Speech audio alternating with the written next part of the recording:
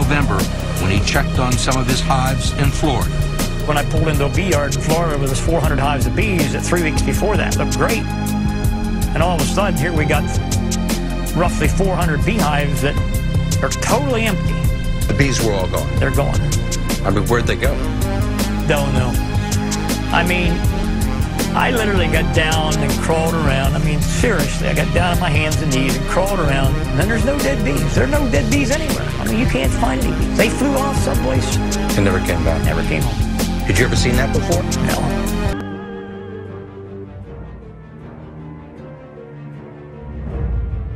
What, you're telling me that these people that dumped this AIDS-tainted blood in foreign countries, who killed children, have not been taken to task in the United States? It's worse than that. The U.S. government allowed it to happen. The FDA allowed this to happen. And now the government is completely looking the other way. Thousands of innocent hemophiliacs have died from the AIDS virus. And not only they're dying, their family members are dying because they're becoming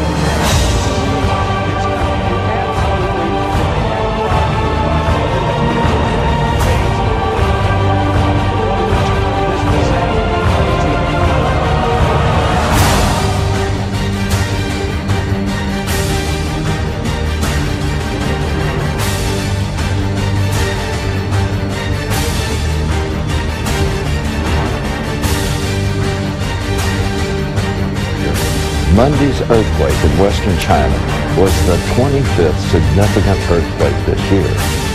It's only May. In 2003, the USGS listed more than 70 significant earthquakes, more than the total number for the 70s, 80s, or the 90s.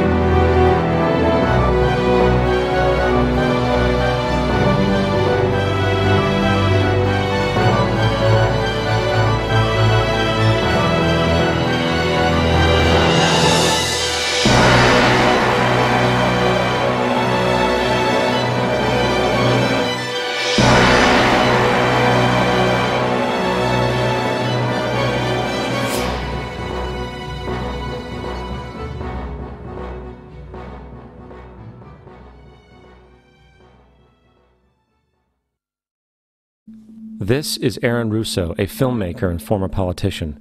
To his left is Nicholas Rockefeller of the infamous Rockefeller banking and business dynasty. After maintaining a close friendship with Nicholas Rockefeller, Aaron eventually ended the relationship, appalled by what he had learned about the Rockefellers and their ambitions. I got a call one day from an attorney woman I knew, and she said, would you like to meet one of the Rockefellers? I said, sure, I'd love to. And we became friends, and he began to divulge a lot of things to me. So he said to me one night, he said that there's going to be an event there, and out of that event, you're going to see, we're going to go into Afghanistan, so we can run pipelines from the Caspian Sea. We're going to go into Iraq to take the oil and establish a base in the Middle East, and we're going to go into Venezuela and try and get rid of Chavez. And the first two they've accomplished. Chavez they didn't accomplish. And he said you're going to see guys going into caves looking for looking for people that they're never going to find. You know, he was laughing about the fact that you have this war on terror. There's no real enemy. He's talking about how by having this war on terror, you can never win it because so it's an eternal war. And so you can always keep taking people's liberties away. And I said, how are you going to convince people that this war is real? He says, but the media. The media can convince everybody it's real. I mean, you know, it's just that you keep talking about things. You keep saying it over and over and over again, and eventually people believe it. You know, you created the Federal Reserve in 1913 through lies. You create 9/11, which is another lie. Through 9/11, then you're fighting a war on terror, and now all of a sudden you go into Iraq, which was another lie, and now they're going to do Iran. You know, and it's all one thing leading to another, leading to another, leading to another. Now, I would say, what are you doing this for? What's the point of this thing? You have all the money in the world you ever want. You have all the power. I said, you know, you're hurting people. It's not a good thing. And he would say, what do you care about the people for? Take care of yourself and you take care of your family. And then I said to him, what are the ultimate goals here? He said, the ultimate goal is to get everybody in this world chipped with the RFID chip and have all money be on those chips and everything on those chips. And if anybody wants to protest what we do or violate what we want, we just turn off that chip. That's right, microchipped. In 2005, Congress, under the pretense of immigration control and the so-called war on terrorism, passed the Real ID Act, under which it is projected by May 2008, you will be required to carry around a federal identification card, which includes on it a scannable barcode with your personal information. However, this barcode is only an intermediary step before the card is equipped with a VeriChip RFID tracking module, which will use radio frequencies to track your every move on the planet.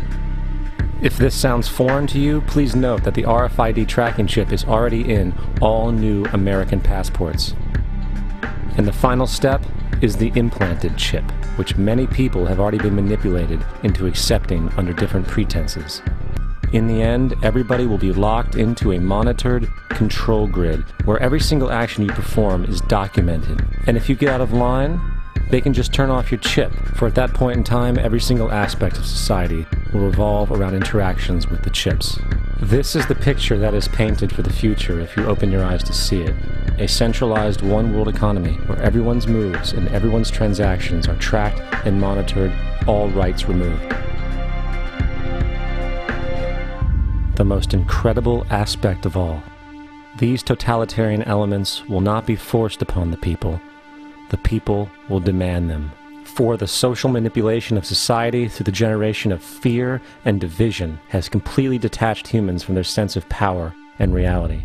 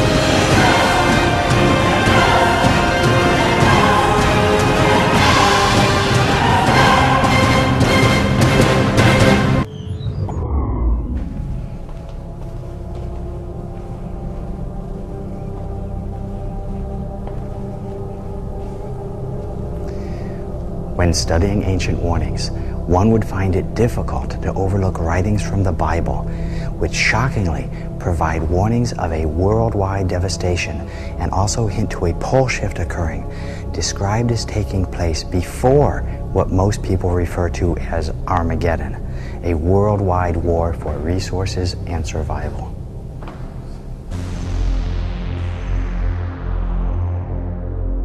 There was a great earthquake, and the sun became black, and the moon became as blood. Every mountain and island were moved out of their places, and there were voices and thunderings and lightnings. There followed hail and fire mingled with blood, and they were cast upon the earth. And the third part of trees was burnt up, and all green grass was burnt up. And the third part of the creatures which were in the sea and had life died. There should no flesh be saved, but for the elect's sake, those days shall be shortened. This phenomenon is called pole shift, in which the entire mantle of the Earth would shift in a matter of days, perhaps hours, changing the position of the North and South Pole, causing worldwide disaster. Earthquakes would rock every continent. Massive tsunamis would inundate coastal cities. It would be the ultimate planetary catastrophe. As unlikely as this theory seems, it is backed by science. Albert Einstein first suggested it in 1955, and a new study from Princeton University reveals that the poles have shifted before. The North Pole rested in the middle of the Pacific, placing Alaska at the equator. Even if this pole shift took place slowly over years, it would result in global climate change and shifting sea levels. If it took place rapidly, it would mean planet-wide disaster and mass extinction of species.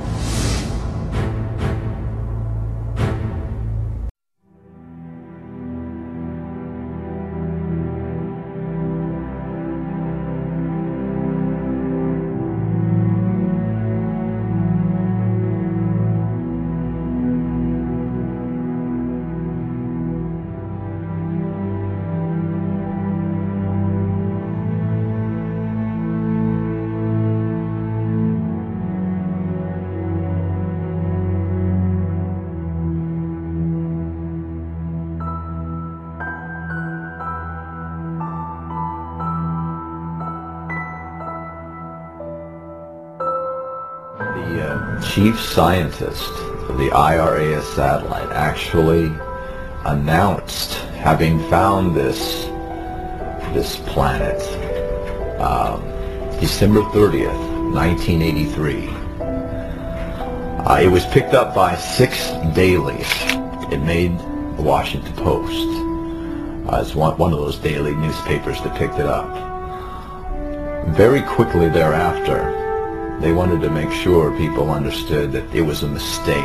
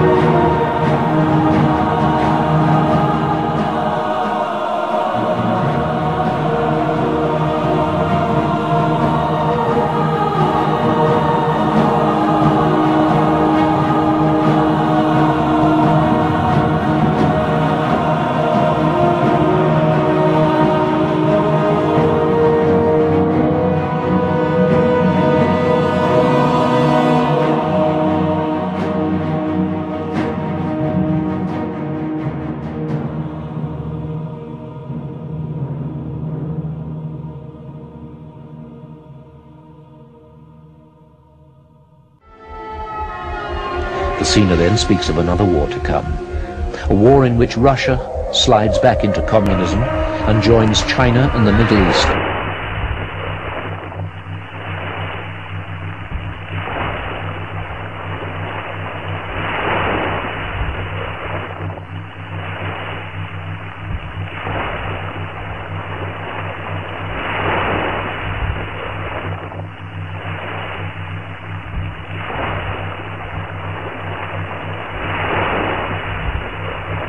Russia slides back into communism and joins China and the Middle East to fight against America and Germany.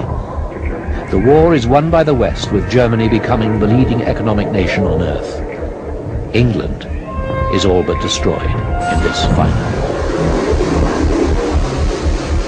I see a great war, fast and furious. It will be fought mostly from the skies. I see weapons that we have not even dreamt of. Germs that cause sickness and electric rays that devastate the earth. Russia is creating a new USSR, and that the Americans have not abandoned their Star Wars program. In these days, Africa will fall into anarchy and mass starvation. In these days, white racism will be on the increase all over the world, especially in Europe. For the Afrikaner nation, it will be a dark time when many forces will be aligned against it. But then, he says, the Afrikaners will rise again and regain their freedom. The nation will take their destiny into their own hands. There will be a great silence before the storm. I see a pail full of blood toppling, falling. And from the pail will rise the Fierclear flag to fly again over a free nation. When will this happen? When people asked, he simply said, the time and place is known only to the Lord. But there are some indicators. In 1916, he tells his friend, there will come a time when I will be once again in the news. In those days, I see we are still fighting amongst ourselves. Then it is over, and we will have a black government. It is then that the Afrikaners' final and fiercest struggle will begin.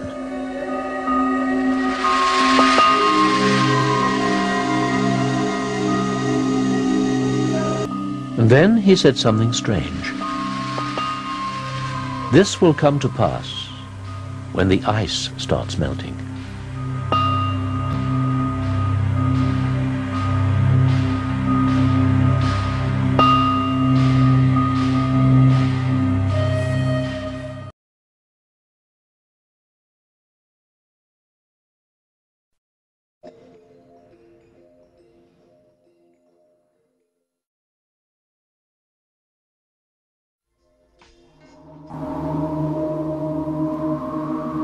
In the winter of 2005, scientists made a frightening discovery. Increasing global temperatures were causing the Greenland ice sheet to melt at an alarming rate. With the help of satellite sensors, scientists saw that the glaciers had softened to the point that they risked a sudden collapse. If that happens, it would cause a catastrophic rise in sea level. If we continue on business as usual, it will be this century, and very possibly before the middle of the century. You mentioned the sea level would rise 20 feet alone if Greenland melted. How does that affect the world? Well, that kind of an increase would inundate most of South Florida, most of South Louisiana, parts of Manhattan. In the low countries of Europe, like the Netherlands and Belgium, they would be almost completely covered.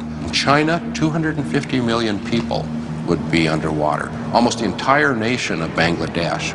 It's even been speculated that if the sea level rise occurred fast enough, some major cities might have to be abandoned, like for instance London, because it's too complex and too expensive to build the seawalls as high as are necessary. Are you going to build a wall 25 meters high around Florida? I don't think so. You're talking about hundreds of millions of refugees. I mean, this is That's huge. I mean, I think it's impossible to imagine a strain It is. on the system quite that big. It really is. We have seen what happened when 100,000 people were displaced from New Orleans and the Gulf Coast communities. And it's difficult to imagine a couple of 100 million.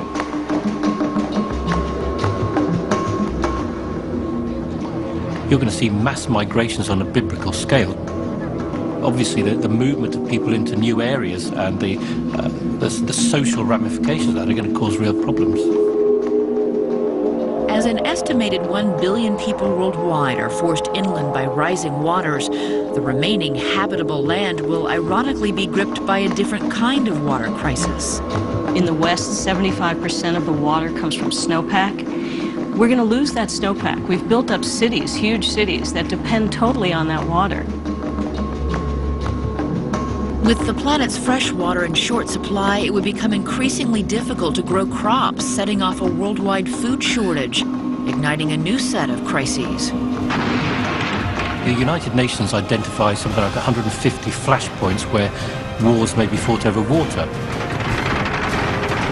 War, famine, and drought, coupled with an unstable climate system, could push the death toll into the billions. This is a level of disaster that the world has never seen.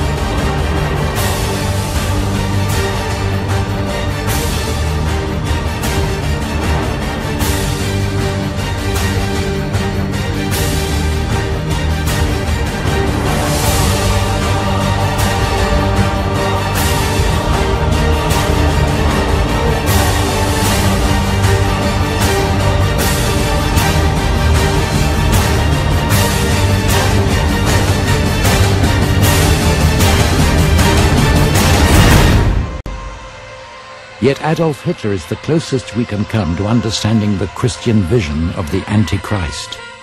Like Hitler, he will mesmerize the masses so that he can enslave them. Hitler's 1,000-year Reich lasted less than 12 years. During those years, however, the control that Hitler exercised over peoples and nations was awesome.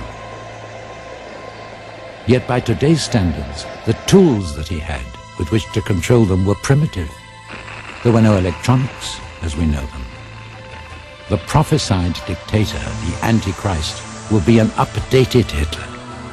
But unlike Hitler, all of the astounding advances in electronic technology will be at his disposal. Vast media networks and mind control electronics will serve his ends. The most destructive weaponry will be his to command. And he will program humankind to do his bidding.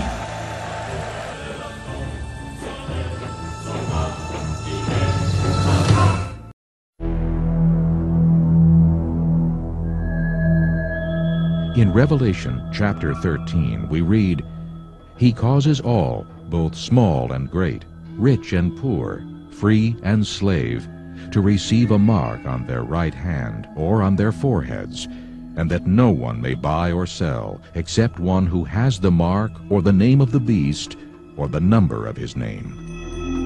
We are told that the final method of exchange will not be with money, but will be done with an assigned mark that is put upon the right hand or the forehead of a person.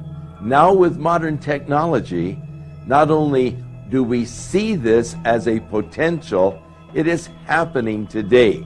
It's interesting that in our day and age, there is a technology emerging that Hitler or Stalin or any world dictator would dream of, and that is the electronic mechanisms by which one can control all commerce within a nation or perhaps even the whole world by cashless transactions with barcodes, with implantable chips and what have you. People often wonder, are we really in the last days? I mean, what is this talk about, the last days? There are a number of signs that the Bible gives that really identify our generation as the first one that you could say is in the last of the last days. This thing is about to wind up. One of them we find in Revelation 13, where the Bible says a man will arise who will control the world. Now, you've got to have a lot of technology to control the world, and part of what he controls is all banking and commerce. You couldn't have done this in the past. You couldn't have even imagined doing this in the past. And somebody's coming, and he's going to control the world, all banking and all commerce, and we have the technology to do it today, technology that was never even dreamed of in the past. In the future, some companies envision a self-serve supermarket where every item is scanned as you walk through the store. No waiting, except for... Excuse me, sir. The occasional hassle of human interaction. Forgot your receipt. Maureen Maher, CBS News. Leave your purse at home. Soon it may not matter at all because all of that information could be accessed through a chip so small that it fits inside your body. NBC 10's Dawn Timoney explains. It's called a VeriChip, no bigger than a few grains of rice. It's implanted in your arm.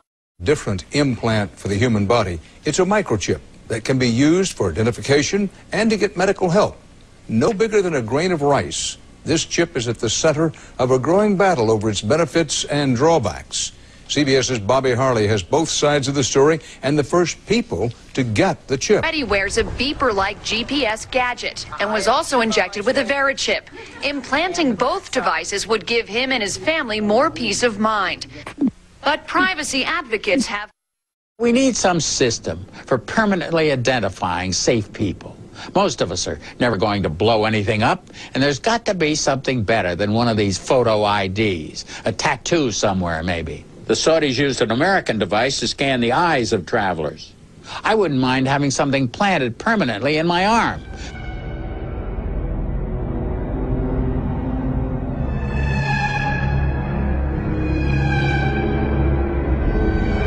Everybody being chipped, all your money in those chips, and they control the chips, and they control people, and you become a slave, you become a serf to these people. That's their goal, that's their intention. How do I put it? It was like, what do you care about them? What do you care about those people? What difference does it make to you? Take care of your own life. Do the best you can for you and your family. What do the rest of the people mean to you? They don't mean anything to you. They're just serfs. They're just people. You know, it was just a lack of caring. You know, and that's just not who I was. It was just sort of like cold. You know, it was just like cold. You know, and I used to say to him, what's the point of all this? You have all the money in the world you need. You have all the power you need. What's the point? You know, what's the end goal? And he said the end goal is to get everybody chipped, to control the whole society. I'm not talking really about backwards masking, I'm talking really about backwards messages. In fact, one way to do it, which wouldn't require demons or higher intelligences to intercede, would be just to take straight words, take 7 or 8 words in a song, and reverse them. And then when you played it backwards, you would hear those words. But when you heard it forwards, what would you hear? You'd hear something backwards. It wouldn't make sense. So when people talk about how backwards masking is done in the studio, yeah, that kind of backwards masking is done in the studio. No problem. That's not what we're talking about. We're talking about when you hear music and lyrics forward, and then you hear those same lyrics backwards, and it's a message forward, And those same words are a message backwards. Okay? And we're not talking about one or two words. We're not talking about something like the cat and playing it backwards and trying to get something like tack backwards and something out of the. We're talking about sometimes over 15 words straight. We're talking on Stairway to Heaven right around 30 words. Okay? And we're not only talking about that, we're talking about a song that wasn't engineered to be heard backwards, but came right from the spirit world automatically. Okay? And then we're talking about, if you wanted to make lyrics backwards on a song, you're going to mess up that song forward pretty bad, right? Well, Stairway to Heaven is the most popular song in rock and roll. So this destroys any kind of argument that comes against it. And what destroys it more is the lyric forward often has everything to do with the lyric backwards. And to take it even further, you can hear a lot of these same things on live albums backwards. Because it's the demonic spirits using these human beings. Do you understand that? So let's listen to it. Remember, first of all, that they were invoking Satan, that they got it from Satan, and listen to what you hear backwards. Forward. Your stairway lies on the whispering wind. Forward it says, and your stairway lies on the whispering wind. Backwards it says, because I live with Satan. Listen carefully.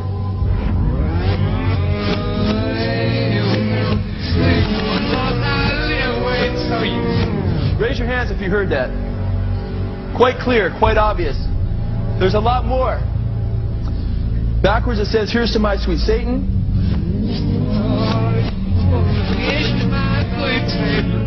Did you hear that? Listen carefully. It says, I want to live it backwards, like the Zep, whose power is Satan.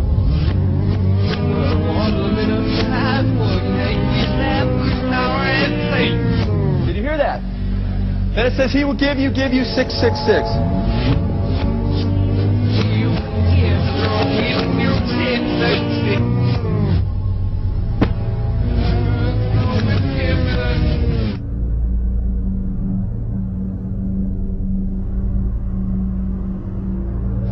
Was that I got 7 years in which the devil would give me anything I wanted. He'd given me wine, women, song, dope, power, you name it, I'd have it.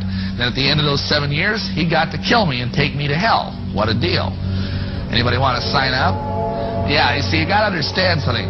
The satanic doctrine here is that hell is not what we believe it is, or what the Bible teaches it is.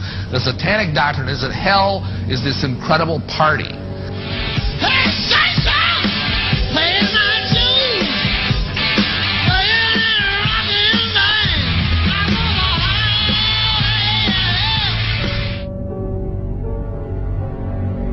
Jim Morrison, too, was into Aleister Crowley.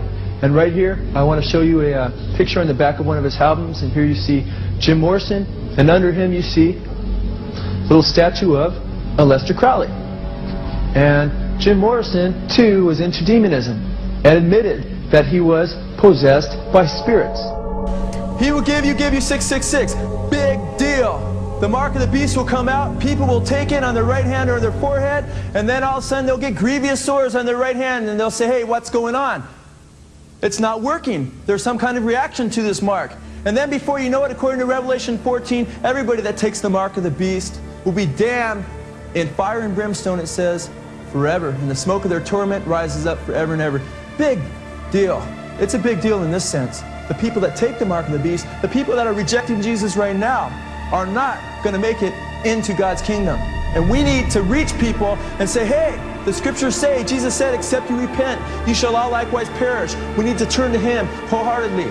Where are you turning at this time? Who are you following? Not to follow Jesus is to follow Satan according to the Word of God. And here's a group of neurons right here. And at the University of Southern California, Theodore Berger has shown that brain cells called neurons can grow onto microchips and communicate with them. The capability exists for building computer chips that act just like nerve cells, and we're developing the capability for interfacing those computer chips with the brain. And Ray Kurzweil sees a day when microscopic computers will make all kinds of learning as easy as downloading. You would be able to do things that you wouldn't otherwise be able to do. Is it possible that you could download information into one of these chips? And stop me if this is silly, and give somebody instant knowledge. It's not. In the 1960s, Professor Jose Delgado took a normally hostile bull and implanted electrodes into its brain. Electrodes that could be activated by a radio transmitter. His objective was to see if stimulation of the bull's midbrain could short-circuit the rage signals, stopping the bull before it reached the matador. After the bull had recovered from the implantation and in mid-charge, the button was pressed. The bull's aggression ceased instantly. A clearer experiment was performed with cats. In this classic example, the hypothalamus, the rhythm maker, was implanted with electrodes. Could it be responsible not just for rhythms, but also for rage? The switch is turned.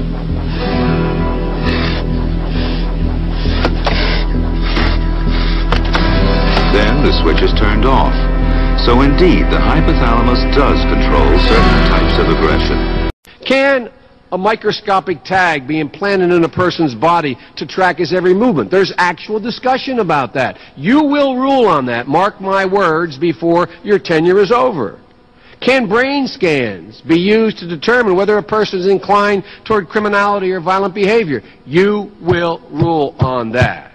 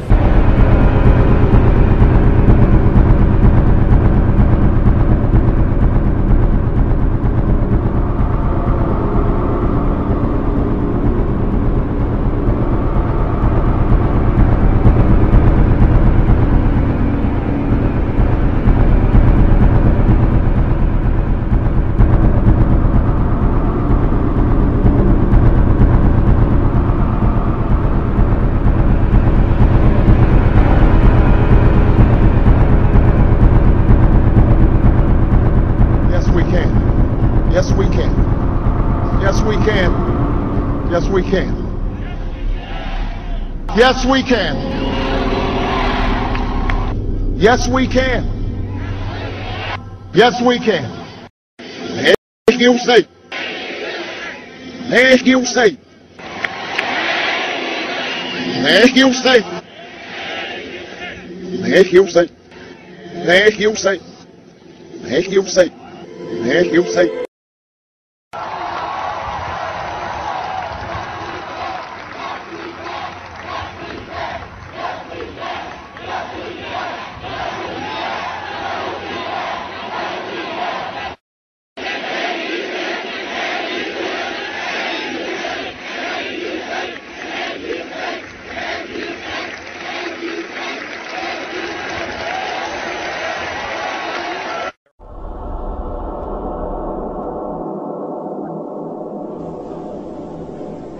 Politicians are advancing a global plan, the plan of the Antichrist. This is the doctrine of Lucifer, which Freemasons, Knights Templar, and members of the Illuminati global network of secret societies follow.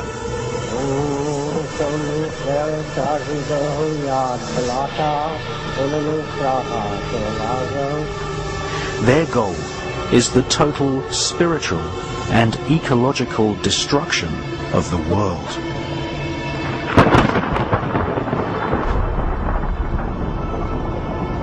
They use advanced technology to spy on and kill whoever gets in their way. Which is being actually carried out right now, is to create conflict, to create wars. And through the creation of wars, several things happen. First of all, the companies which manufacture the missiles, the guns, the bullets, the uniforms, and all of the paraphernalia to do with warfare, all make huge profits. Secondly, there is a culling of the male population. Since the 1950s, we've had several reports from think tanks that feed information into the European Union, the British government, and also the American government, which are recommending depopulation. And there is several plans which we believe have been put in motion right now. And obviously war is one way of depopulating the planet.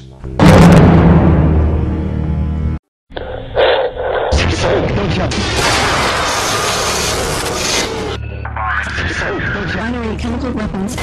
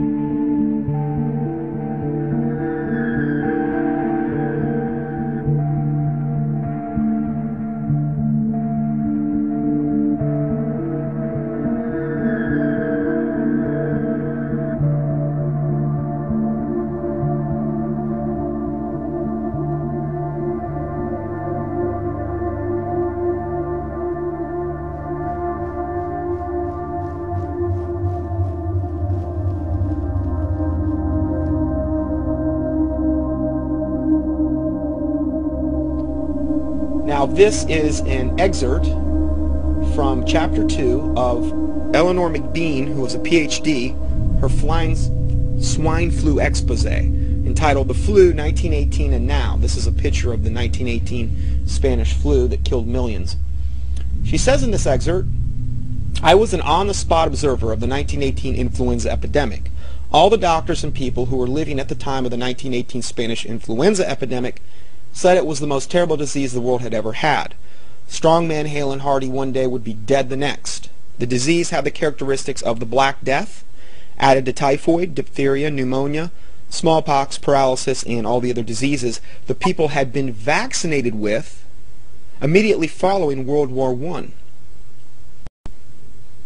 Practically the entire population had been injected or seeded with a dozen or more diseases or toxic serums. When all those doctor-made diseases started breaking out, all at once it was tragic. She goes on to say that pandemic dragged on for 2 years, kept alive with the addition of more poison drugs administered by the doctors who tried to suppress the symptoms. As far as I could find out, the flu only hit the vaccinated. Those who had refused the shots escaped the flu. My family had refused all the vaccinations, so we remained well all the time. So the rest is history. 50 million people died worldwide, and that's probably a very conservative estimate. So the evidence strongly suggests the Spanish flu of 19 was actually created and then spread through vaccinations. But the panic-stricken public demanded a vaccination, not realizing that that was the way in which the disease was spreading. Will history repeat itself?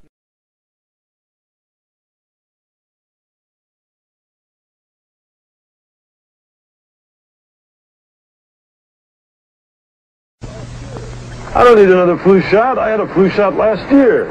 A swine flu epidemic may be coming. Swine flu shot? Well, I don't know. I've been thinking about it. It could make you very sick. Swine flu? Man, I'm too fast to let it catch me.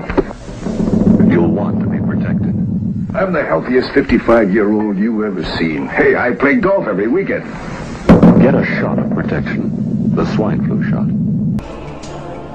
The Book of Revelation warns of an age of destruction, where planet Earth will be writhing in pain like a mother giving birth. The Book of Revelation prophesies the birth of the Antichrist, who will emerge to wield great political power across the planet. The plan of the Antichrist is very simple: famine, plague, war, total annihilation of all living creatures.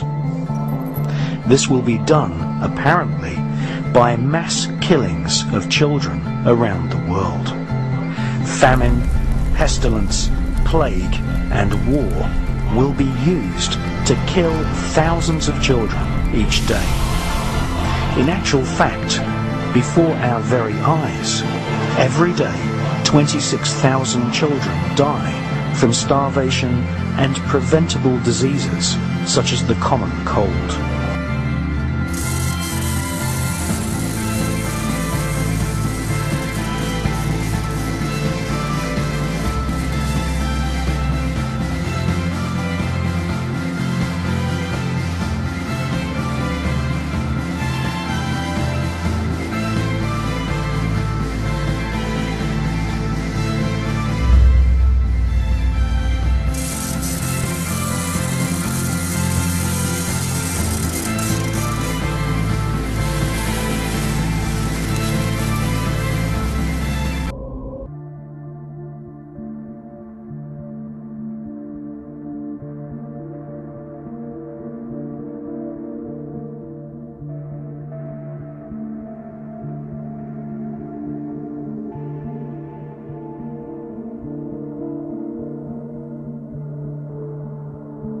The FEMA plans to imprison American citizens have generated a lot of interest around the country in locating the potential prison camps throughout the country, or facilities that have other uses but which could be quickly used to detain large numbers of people, such as this Amtrak facility in Beech Grove, Indiana.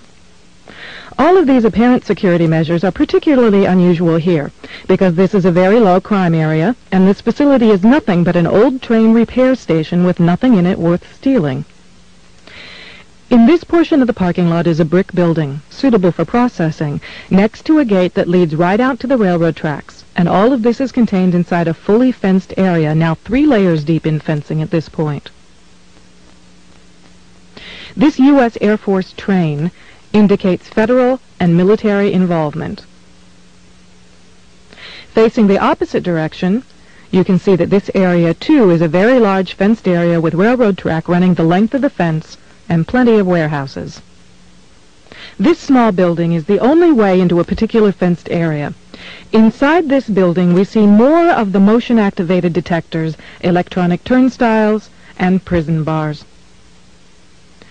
Outside this building is fencing and a cattle run section of fence, all topped by barbed wire, pointing inward, not to keep people out, but to keep people in. On the other side of the building, you'll see signs that say Red Zone, right up next to the railroad tracks that run the length of the fenced area.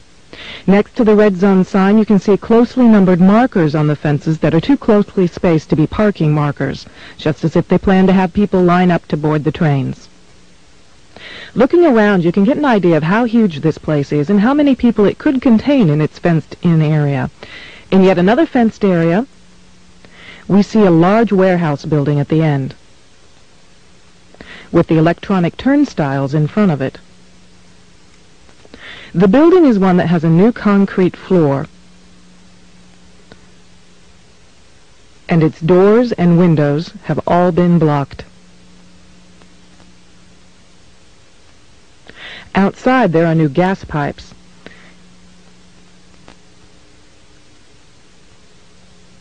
Even as we were filming, a black helicopter flew over us, observing what we were doing, which has happened many times when we have been at the facility.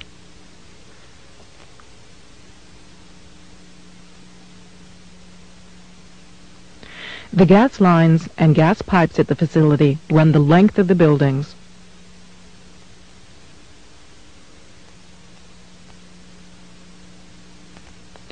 And come out at some very, very large, brand new furnaces that have been installed at the buildings throughout the facility.